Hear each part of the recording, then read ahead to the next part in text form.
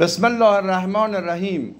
وقتی که صدای اعتراضات یا صدای افراد لیدرهای سیاسی یا افرادی که از لحاظ اجتماعی کننده کارند در مسائل تولیدی یا در مسائل جمعی یا در مسائل معیشت مردم و بحث مسائل سیاسی را هم دنبال میکنن، در میاد اینه که نسبت به رزومه و نسبت به آنچه که حال است اعتراض دارند و همواره انسانها به سوی عدالتجویی و عدالتگستری امامی که در دوران آن هستیم بله اعتراض دارن که به آن عدالت و آن آگاهی کاملی برسن که در زمان امامش اتفاق میافتد و حال امام عصر ما در دوران غیبت است و خورشید پس ابر، و اینه که در جمهوری اسلامی در خود دولت، در خود مجلس، در توزیع عادلانه ثروت، در برنامه ریزی که انجام میدن، گفتیم برنامه ریزی مدونی باشد برای همه عامه مردم، برای اقشار مختلف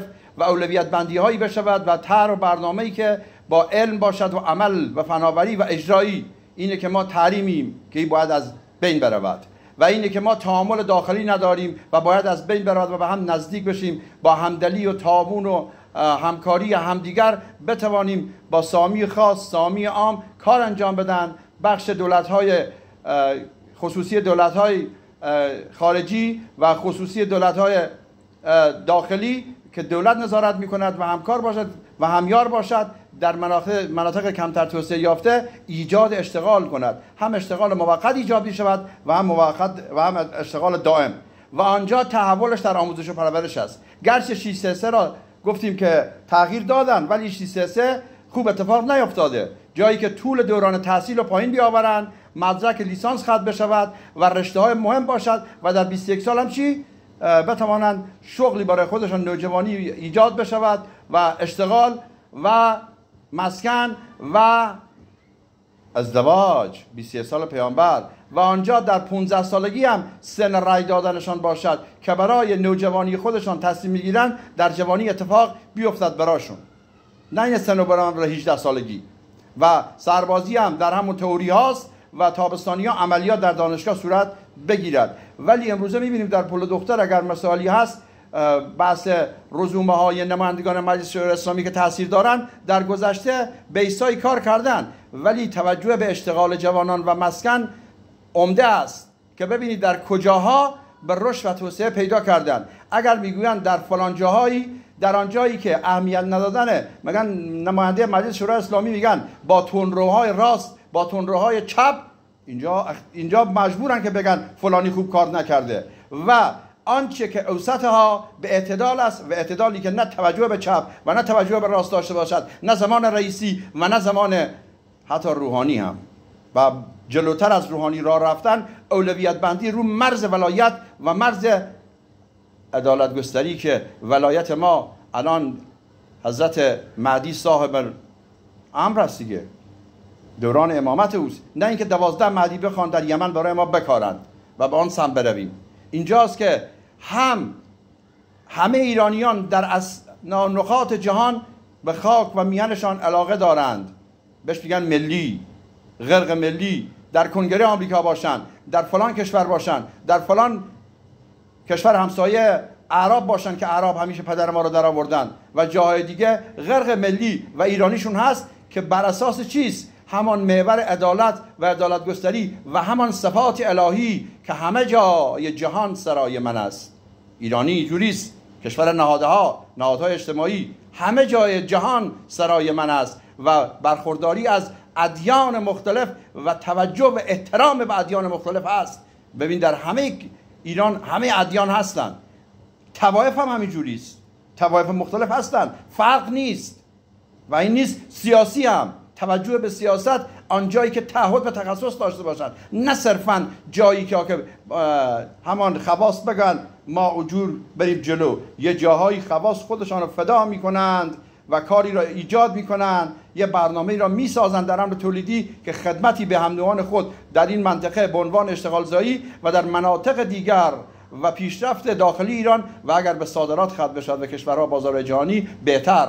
و چه منابعی است که در رأس آن نمایندگان مجلس شورای اسلامی هستند، باید دیدشان باز باشد و مسائلشان در رفت آمدها فقط مثال فاتحه خوانی نباشد، مثال گروه خاصی نباشد، در ارتباط با همه اقشار مختلف باشد، خشتمندی های اجتماعی، روابط های سیاسی و آنانی که همه را جاذبه داشته باشد، نه دافعه.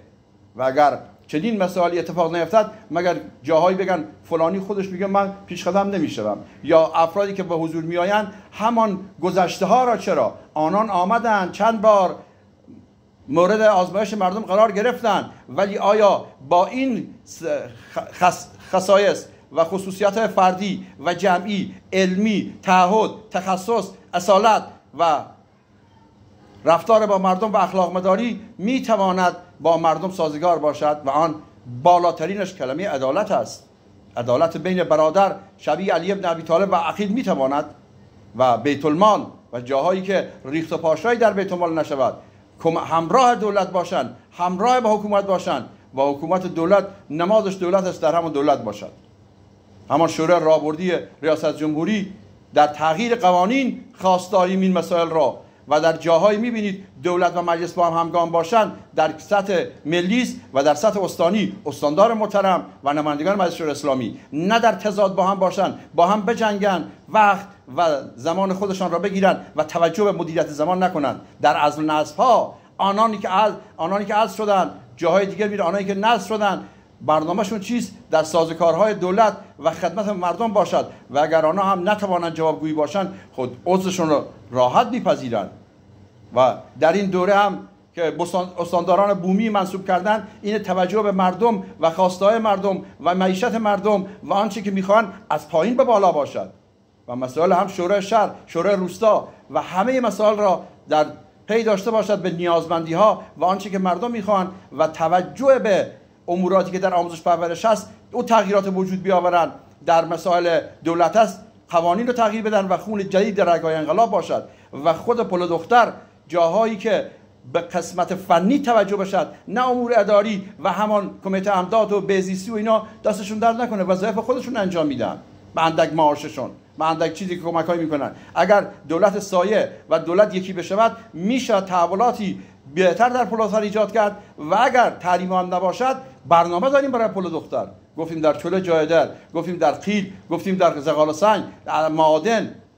چندین هزار سال این مترو به منطقه ما حضور پیدا نکرده بود در ادوار گذشته و اگر رزومه نمایندگان فعلی با نمایندگان قدیم در نظر بگیرید زمین تا آسمان هم هست، ولی اینو با عدالت رعایت کنید که چه کسی سنت آورد پالایشگاه را ولی به نتیجه هنوز نرسیدن هم دلنگرانی هاست. چرا آهک به نتیجه نرسید؟ چرا فعلا سراب حمام تولیداتی نداشت؟ چرا فلان جا انجام نشد؟ و انتظارم این است که از پیمانکاران بومی استان استفاده کنند، خارج از استان ایلام میاد، کرمانشاه میاد، خوزستان میاد، طرق مختلف. در همان جریان سیلی که اتفاق افتاد تمام زیرساخت‌ها از بین رفت. چرا به جهاد کشاورزی توجه نمی‌کنند در بودجه بندی؟ و این انتظار است هنوز مدیریت سیلاب حق و حقوق دستگاه‌ها را پرداخت نکرده، به عنوان ساعتی هم کار کردن، روزمزد هم کار کردن، کسی هم پیمانکار نبوده. در جاهای دیگه هم همینطور، تعاونی‌ها هم همینطور که بیمه‌شون رو گذاشتن رو گردن خود جهاد سازندگی، جهاد کشاورزی و اونجا هم باید اصلاح بشود.